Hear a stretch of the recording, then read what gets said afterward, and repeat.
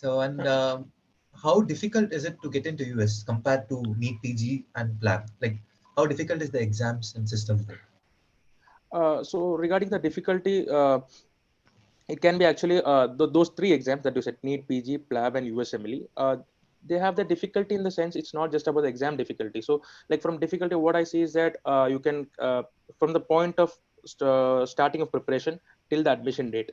So like if you look in that way, these three are somewhat of the same difficulty. Why I say so is that because each of them have different elements and they're balanced in such a way that almost the difficulty level is almost the same. Like for example, for the USMLE, you have to give 3 steps, and basically it's the NEET PG. What it is actually, when you break up NEET PG into 3 steps, it's USMLE 1, 2, 3.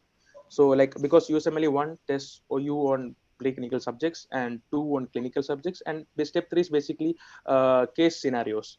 So it's basically NEET PG only, but split into 3 parts. And but the thing is that the catch is that NEET PG is highly competitive, and it is an objective assessment which is done in a 3-hour format. So in USMLE, you have three exams, three different exams. So you have three chances. So the thing is that the difference where it comes is that the USMLE is a bit more longer, and there is a lot of financial requirements, and you have letter of recommendations and the time frame, the opportunity cost. You will also have to consider in the opportunity cost as well. In NEET PG, it's in single exam, but the exam is very highly competitive. But in USMLE, even if you don't make up for the score, you still have other avenues for developing your application.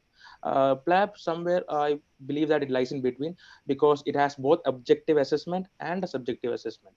So that's what I meant to say is that difficulty is almost the same. It's just that in what areas these exams focus on. So that's what matters. Yeah, very well explained.